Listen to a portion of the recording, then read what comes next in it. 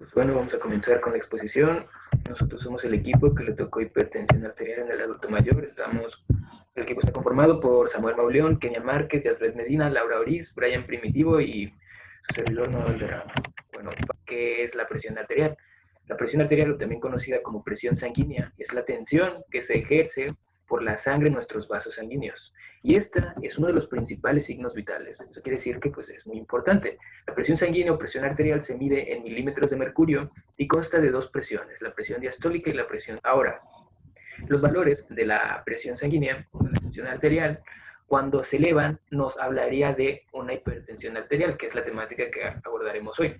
Si tú tienes una presión arterial elevada, no quiere decir que tengas la patología como tal, o sea, una hipertensión definida, pero llegar a desarrollarla o ya tenerla como tal. Ahora, para que nosotros hablemos de una presión arterial elevada, tienen que estar elevados sus componentes, que es la presión diastólica y la presión sistólica. Cuando es mayor a 90, se habla de una presión arterial elevada. Y cuando es mayor a 140, en la sistólica, se habla igual de una presión arterial elevada. Ahora, ¿por qué es importante saber sobre la hipertensión para tener la enfermedad como tal? Y no solo eso, sino que también te puede favorecer a que padezcas otro tipo de patologías del corazón, como puede ser el infarto de miocardio, la insuficiencia cardíaca, algún accidente cerebrovascular o alguna fibrilación auricular. Y no solo es importante por eso, sino que la hipertensión arterial es el factor de riesgo cardiovascular más. Hace decir que no es un problema algo raro, sino que hay que verlo porque es muy importante. Ahora, ¿quién es el que define este tipo de valores o estándares? Hay muchas asociaciones. Hay una que es el Joint National Committee, que cada cierto tiempo hace una guía en la que ellos expresan, bueno, ellos informan en base a estudios, a estudios de casos, pensar a tratar la hipertensión arterial y cuándo nosotros tenemos que preocuparnos de esos valores. Pero pues eso lo mencionaremos a lo largo de nuestra exposición. Y esa sería la definición. Bueno, ya hablamos de la definición de hipertensión arterial. Ahora vamos a hablar sobre cuáles son las causas de la hipertensión arterial. Las causas se dividen en dos: la hipertensión arterial esencial, o también conocida como primaria, y la hipertensión arterial secundaria. La hipertensión arterial esencial, la literatura nos dice que la causa de esta es una suma de los factores genéticos y de los factores ambientales. No hay una causa conocida como tal. Muchas veces influyen varios mecanismos, fallan varios mecanismos que ayudan a regular la presión arterial, y esos mecanismos suelen fallar por algunos factores externos ambientales o factores del huésped, como podría ser un alto peso o alguna resistencia a la insulina o temas de esa índole. La hipertensión arterial secundaria, en cambio, es debido a una patología, llámese algún daño en el riñón o alguna otra patología que entre su mecanismo alteren la regulación de la presión arterial. Como ya mencioné, la hipertensión primaria no tiene una etiología definida, y esta hipertensión es la más frecuente de los casos de hipertensión. Ocupa el 95% de las hipertensiones arteriales. El 5% restante son ocupados por la hipertensión secundaria, y algunas enfermedades que destacan y que producen este tipo de hipertensión son la enfermedad renovascular, el fallo renal, el feocromocitoma, el hiperaldosteronismo y las patologías que son inducidas por drogas o por fármacos. La lista es muy grande. Hay patologías que pueden alterar, pueden ser algunos tumores en el cerebro y que alteran la regulación de la presión arterial. Más adelante hablaremos un poquito más de la fisiopatología y de la fisiología normal, pero básicamente la etiología se resume en esto. La presión arterial está regulada por varios mecanismos. Si esas alteraciones producen la hipertensión arterial y esas alteraciones son resultados de una patología ya definida antes de la hipertensión, suele llamarse hipertensión arterial secundaria. Y si hay algunos factores etiológicos no muy específicos, no hay alguna otra patología como tal, podría ser quizá algún grado de obesidad que podría llevar a una hiperinsulinemia, llevar a una hipertrofia estructural, y eso va a terminar en una hipertensión, o también podría ser alguna alteración genética, como ya había mencionado, que pueda hacer que se produzca un exceso de renina o de angiotensina y pueda alterar la constricción funcional y igual terminar en alguna hipertensión. Entonces, básicamente la etiología se resume en este cuadro, que dependiendo de las alteraciones, se va a producir pues la hipertensión arterial. Bueno, la fisiopatología de la hipertensión, los vasos sanguíneos normalmente pues tienen un buen flujo de sangre. Sin embargo, en la hipertensión y mientras estaba progresando, hay cambios vasculares, hay remodelamiento e hipertrofia. En etapas iniciales va a haber una formación de placa y va a empezar a engrosarse la pared del vaso sanguíneo. Y en etapas ya más tardías, pues la formación de placa es aún mayor debido a una disfunción endotelial de la pared vascular y empieza a haber hipertrofia también. Todos estos cambios vasculares pues resultan en un estrechamiento del lumen, lo cual va a causar un aumento de la presión vascular y va a dar como resultado o va a agravar la hipertensión. Estos cambios pues son importantes pues porque nos pueden causar daño también a otros órganos. Por ejemplo, nos puede causar un accidente cerebrovascular, o retinopatía, un ataque isquémico transitorio, una falla cardíaca, hipertrofia ventricular izquierda y pues nos puede también llegar a causar una falla renal. Eh, pues existen diferentes clasificaciones de la hipertensión y pues se catalogan debido a ciertos límites. Se establecen límites superiores los cuales no se deben sobrepasar. En este caso vamos a ver la clasificación de la Asociación Americana del Corazón, la cual dice que la presión normal debe ser una presión sistólica menor a 120 milímetros de mercurio. O sea, es la presión que está ejerciendo el ventrículo izquierdo. Y una presión diastólica menor de 80 milímetros de mercurio, pues esta es la presión en reposo de la aorta. Hay personas que están como en el borde de la hipertensión, pero aún no están ahí. Esto se le llama que tiene una presión elevada. Y pues estas personas, su presión va de 120 a 129, la sistólica, y menos de 80 la diastólica. En la hipertensión nivel 1, la sistólica debe ser de 130 a 139 o una diastólica de 80 a 89. Con cualquier valor alterado ya cuenta como hipertensión nivel 1. En hipertensión arterial alta, nivel 2, la sistólica debe ser 140 o mayor o una diastólica 90 o mayor. Y pues tener en cuenta que cuando la presión sistólica es mayor de 180 y la diastólica más alta de 120, esta es una crisis de hipertensión y pues requiere atención médica inmediatamente. Para el diagnóstico de la hipertensión arterial en el adulto mayor, se deben realizar 3 mediciones de la presión arterial en días diferentes y se debe de considerar el brazo en donde se haya tomado o registrado la presión arterial más elevada como el brazo que va a continuar para guía durante las mediciones de la presión arterial. Pues para la medición de la presión arterial en los adultos mayores debe estar en reposo por lo menos durante 5 minutos con el brazo apoyado sobre una superficie y en posición horizontal. En el grupo etario de adultos mayores es muy importante una modalidad de toma de presión arterial que se llama monitoreo ambulatorio de la presión arterial, que consiste en un monitoreo durante 24 horas en la cual se van a estar registrando las presiones arteriales y se hace una media de esta. Y es importante en este grupo etario de adultos mayores debido a que en este grupo existe el fenómeno de hipertensión de la bata blanca, que claro, también es visto en otros grupos etarios, pero es muy importante en adultos mayores. Es importante entonces el monitoreo ambulatorio porque permite asegurar el diagnóstico de la hipertensión, permite descartar la hipertensión de bata blanca y de esta manera evita también que se dé un tratamiento excesivo para el control de la presión arterial. El diagnóstico también dentro de este grupo etario de adultos mayores está la hipertensión sistólica aislada, que es únicamente una presión arterial sistólica mayor de 140 milímetros de mercurio y es más frecuente en ancianos. La importancia de detectar la hipertensión arterial sistólica aislada es que su presencia o su aparición puede desencadenar otras enfermedades, otras patologías, como son los accidentes cerebrovasculares, cardiovasculares y el deterioro en la función renal. Es más frecuente o es más, si se cuenta con hipertensión arterial sistólica aislada, es más frecuente un deterioro renal que en la población normal, que no padece de hipertensión arterial sistólica. Entonces, en esto radica la importancia de hacer el diagnóstico de la hipertensión arterial sistólica en el adulto mayor. Como lo mencionaba anteriormente, el fenómeno de la bata blanca es más frecuente dentro de los ancianos. El fenómeno de la bata blanca consiste en una elevación de la presión arterial cuando existe la toma de la presión frente a un doctor o a un profesional de la salud.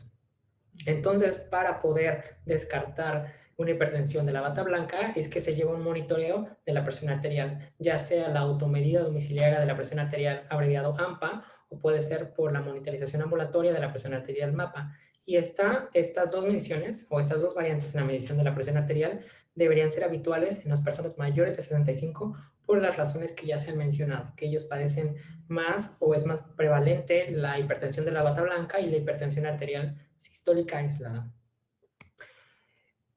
Para llegar al diagnóstico, como le mencionaba, este cuadrito es para la medición de la presión arterial, que deben ser 12 mediciones. Las dividimos con 2 matutinas y 2 vespertinas en 3 días laborales. Y sumando estos números, llegamos a las 12 mediciones. Cuando ya las tenemos todas las 12, se utiliza un valor que resulta de la media de todas las mediciones de los 2 últimos días. Es decir, que se suman las presiones arteriales y se saca la media. Y este es el valor que se utiliza para, pues como guía de la presión arterial que se tuvo durante estos días. Una vez que se ha hecho el diagnóstico de la presión de hipertensión arterial en el adulto mayor, se tienen que realizar aún más pruebas o estudios complementarios, que en estos pacientes debe ser preguntar por el consumo de alcohol y tabaco, y no solamente preguntar por su consumo, sino también indagar en la frecuencia y cuánto tiempo ha estado consumiendo estas drogas legales. Se debe medir también el perímetro abdominal del paciente y se le deben de pedir algunos laboratorios, como lo son una química sanguínea, que incluya a la glucemia, el colesterol total y sus fracciones del colesterol, y también los triglicéridos. Entonces, si el valor que se arroja en la química sanguínea hay un colesterol total mayor de 250 o un colesterol LDL mayor de 155 o un HDL menor de 40 en el varón o menor de 48 en la mujer, son patrones o son resultados patológicos que deben ser estudiados y debe darse tratamiento para evitar la progresión y así se pudiera incrementar el riesgo cardiovascular del anciano. Y bueno, vamos a ver el tratamiento farmacológico de la hipertensión arterial en el adulto mayor. Debemos de tomar en cuenta que aunque sea muy parecido al tratamiento que se le va a dar en el adulto, no va a ser igual. Hay algunas cosas que cambian porque pues es diferente la manera en que interactúa el fármaco en el adulto mayor. Bueno, algunas características que debe tener este fármaco antihipertensivo ideal para el anciano son las siguientes. Por mencionar algunas, este fármaco debe reducir la resistencia periférica. Es un fármaco que debe de enlentecer, frenar o revertir la progresión de la hipertrofia ventricular y grosor de la pared arterial. Es un fármaco que no debe de producir depresión de volumen, que no propicie la resistencia a la insulina o hiperlipidemias, que no produzca incontinencia urinaria, y muy importante, que pueda utilizarse en monoterapia, monodosis y minidosis. A continuación lo vamos a ver. Quizás algunas de estas no tengan tanta relevancia en el adulto, pero en el adulto mayor sí las tienen, pues el adulto mayor se encuentra a veces en un estado de fragilidad en el que cambios como los que podrían presentar estas características, estas ciertas afecciones, podrían llegar a realmente afectar de una gran manera la calidad de vida del adulto mayor. Bueno, el tratamiento como tal se inicia en pacientes adultos mayores con presiones arteriales en cifras mayores a 160/100 y también en pacientes con cifras arteriales de presión arterial mayores a 140/90 con elevado riesgo cardiovascular o con daño a órgano blanco. Es muy importante tener en mente que el paciente puede haber tenido la presión arterial elevada por mucho tiempo, por lo cual el tratamiento que le demos no debe ser muy agresivo en primera instancia, pues un cambio brusco de la presión arterial puede tener un impacto realmente, pues esta presión arterial elevada por mucho tiempo puede haber tenido cambios, puede haber hecho cambios en la irrigación cerebral. Bueno, y pues teniendo esto en mente, el fármaco que vamos a utilizar debe ser un solo fármaco y a dosis bajas de manera inicial. Idealmente se debe de usar los diuréticos tiacídicos, pues estos disminuyen de manera importante el riesgo de enfermedades cardiovasculares, de eventos cerebrales vasculares y de la muerte en general, específicamente en adultos mayores. Como meta vamos a tener la disminución de la presión arterial por abajo de los 130, de 130 sobre 80, de acuerdo a la guía americana. Y pues bueno, como podemos ver en el cuadro de la derecha, este es el cuadro de la guía europea. Si pueden recordar de la clase de cardiología, pues se debe de iniciar con doble combinación, es lo que normalmente se nos dice. Pero en el adulto mayor, como podremos ver en el cuadro que está a la derecha en rojo, se debe de considerar la monoterapia. Y bueno, si en el caso de que no funcione, no responda bien a los diuréticos tiacídicos, en vez de agregar otro fármaco, en el adulto mayor se debe de cambiar el fármaco hasta 3 veces antes de combinarlo. Esto en diferencia a lo que normalmente se tiene, como normalmente se maneja en el adulto, como podemos ver en el cuadro. Algunos datos importantes, pues es el hecho de que la combinación de un IECA con el diurético pues disminuye hasta en 43% la enfermedad vascular cerebral. Bueno, estos son algunos de los fármacos que ustedes ya conocen para tratar la hipertensión. Algunos que resaltan, pues las tiazidas, que son muy importantes en el adulto mayor, los inhibidores de la enzima convertidora de angiotensina y los antagonistas de angiotensina 2, captopril, y en los ARA2, pues los sartán. El cuadro de la derecha arriba nos muestra sobre las combinaciones que podemos hacer con estos medicamentos en caso de que no funcione la monoterapia. Debemos recordar que la monoterapia es de manera inicial. De no funcionarse, pues ya se pueden hacer sus combinaciones, ¿verdad? Y tener en mente que siempre se deben de tener las medidas, los tratamientos no farmacológicos también. Se debe de seguir un régimen es muy importante seguir ese régimen. Bueno, también unas recomendaciones farmacológicas que se debe de tener en el adulto mayor es de acuerdo a las comorbilidades que presente. Debemos de tener en cuenta que el adulto mayor es muy propenso a padecer más de una enfermedad, no solo la hipertensión arterial. Y en el caso de que presente alguna de las siguientes, aquí dejamos algunas de las recomendaciones que se dan. Por ejemplo, por mencionar algunas, en el caso de que el paciente tenga EPOC o asma, se trata de evitar los betabloqueadores. En el caso de que tenga diabetes, se usan IECA o ARA2, bloqueadores de canales de calcio no dihidropyridona, y se trata de evitar las tiazidas. En la osteoporosis se usan las tiazidas y se evita la furosemida. En los constipados se evita el verapamil y pues así nos podemos ir yendo. Por ejemplo, también en el caso de que el paciente tenga temblor senil o migraña, pues se trata de usar los betabloqueadores liposolubles. Y bueno, estas son consideraciones que tenemos que tener en cuenta al momento de tratar al paciente hipertenso adulto mayor. Las modificaciones en el estilo de vida, parte del tratamiento no farmacológico, están recomendadas en las personas con prehipertensión. Desde la prehipertensión, este es el tratamiento. Y también los pacientes hipertensos, como un complemento de la farmacoterapia. Es muy importante en los pacientes hipertensos. Y en ellos podemos decir que probablemente no los va a llevar a que dejen de usar los fármacos, pero sí los va a ayudar a que tengan un menor número de fármacos o que las dosis que necesiten sean menores. Por esto es que es muy importante este tratamiento no farmacológico. Otra cosa que es muy importante en ellos es que se debe hacer una valoración integral. Primero se tiene que ver el riesgo cardiovascular, el riesgo global de enfermedades cardiovasculares de estos pacientes, como por lo que ya sabemos del síndrome metabólico, y por eso el tratamiento tiene que ser muy integral. Y se tiene que orientar todo a superar el riesgo de cardiovascular y no solamente centrarse en la hipertensión. Algunas modificaciones que pueden hacerse, que se sabe, ya hay estudios y mencionamos aquí algunos de ellos, que ayudan a disminuir los valores de la presión arterial, son los siguientes. Pusimos algunos estudios dentro de ellos que se mencionaban en el libro de medicina interna, y pues que nosotros podemos mostrar estos valores a los pacientes, porque sabemos que si los pacientes se han demostrado que si nosotros les decimos los beneficios que van a obtener al realizar estas acciones, en vez de mostrarles lo negativo, ellos pueden tener un mayor apego al tratamiento y así el tratamiento no farmacológico, que es muy importante.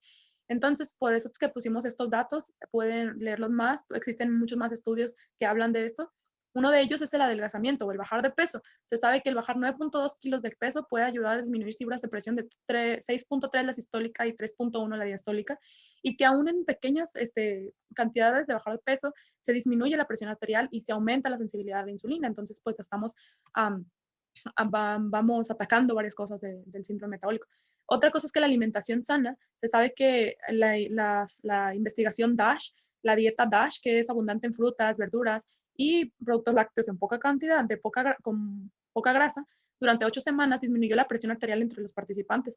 Entonces, en los que tenían presiones normales o hipertensión leve. Entonces, es muy importante también la alimentación sana. La disminución del consumo de sodio. Se sabe que esas cantidades de disminución de consumo de sodio de 4.4 a 7.4 disminuyen la presión arterial gramos de 3.7 a 4.9 la sistólica y de 0.9 a 2.9 la diastólica. Por esto en los pacientes con hipertensión se les recomienda que consuman un diario de menos de 6 gramos. También es muy importante el mayor consumo de potasio. Esto no se pone mucho énfasis, pero es muy importante.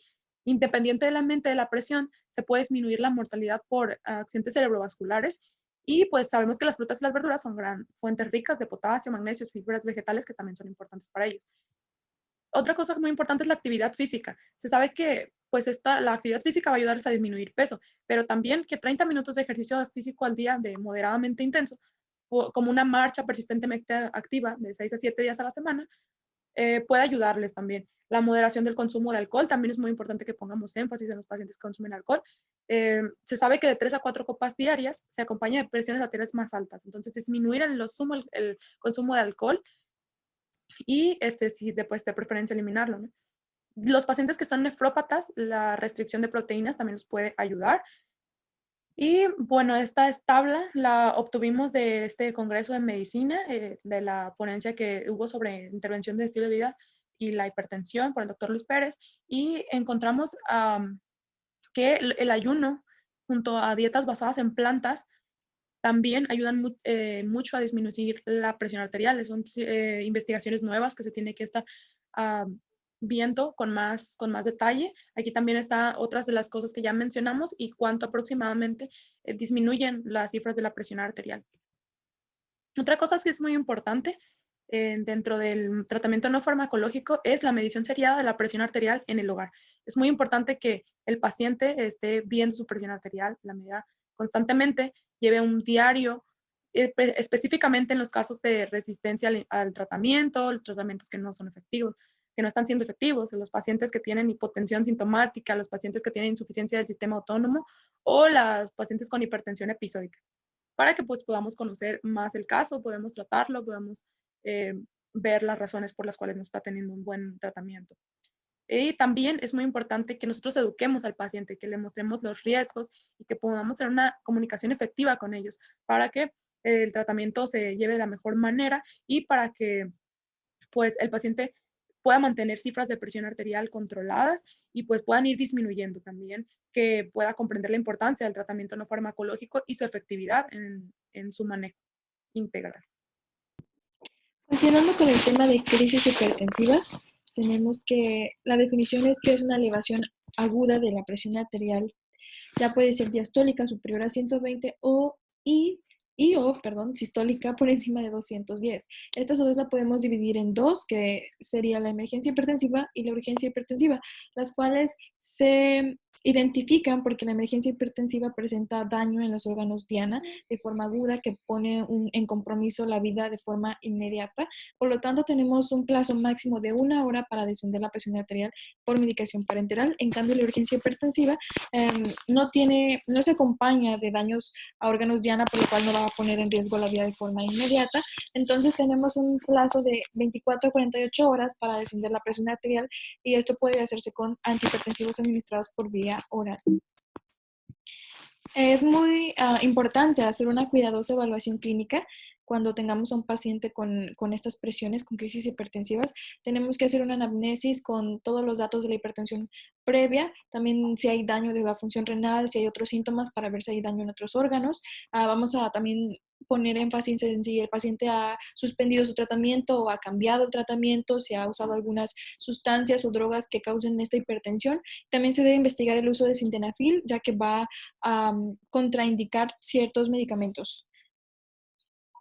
El examen físico es importante porque tenemos que checar la presión arterial de una forma correcta, tenemos que establecer la frecuencia cardíaca, hay que hacer un examen cardiológico, nos va a ayudar a ver también si ya hay daño de ciertos órganos, hay que hacer búsqueda de soplos, características en la piel, examen neurológico, un fondo de ojo que nos va a ayudar a ver características también de la presión arterial elevada y el daño a los órganos, exámenes de laboratorio, que el examen de orina con tira reactiva, electrocardiograma, buonocreatinina, electrolitos plasmáticos, y frente a un compromiso de la conciencia o una focalización neurológica vamos a tomar un TAC. Asimismo, también en la sospecha de un aneurisma disecante tomamos un TAC. El manejo de la emergencia hipertensiva, pues esto vamos a enumerar en varios puntos importantes, en 6. El primero es que se debe dar el tratamiento antes de obtener el resultado de los exámenes de laboratorio. Debe ser una terapia individualizada según la emergencia del paciente y según la causa de esta, las condiciones de perfusión, según la condición del enfermo en general. Y esto tenemos que tomar en cuenta la droga que vamos a usar con el paciente, según su mecanismo de acción, los territorios preferentes de la droga, la vía de metabolismo, y para eso tomar en cuenta pues, todos los datos del paciente y su historia clínica anterior. Hay que establecer una meta de presión arterial a lograr, que esto va a variar dependiendo pues lo que ya dijimos y además otras cosas que vamos a ver ahorita, el daño de los órganos. Hay que establecer una velocidad de reducción de la presión arterial para permitir que haya ajustes en la regulación. Y es importante mencionar que hay que tener un especial cuidado en nuestros pacientes ancianos, que son de los que estamos hablando en este momento, ya que ellos son hipertensos crónicos. Por lo tanto, una reducción rápida de la presión arterial puede significar una brusca caída de la presión y la perfusión tisular. Entonces, reducir la presión arterial puede ser dañino. Entonces, hay que tener en cuenta mucho la velocidad y la meta que vamos a estar utilizando con cada paciente. Y hay que estar vigilando los marcadores de perfusión tisular. Los antihipertensivos que se han ingerido antes de la consulta, estos puedan interferir con el tratamiento. Por lo tanto, es importante preguntar si ha ingerido algún otro antihipertensivo, ya que este se puede potenciar con alguno nuevo y causar una hipotensión, si bien. El punto 3, hay que evitar tratar en forma agresiva a los pacientes que tienen una elevada presión arterial asintomática, pues esto se puede confundir con una emergencia o urgencia hipertensiva.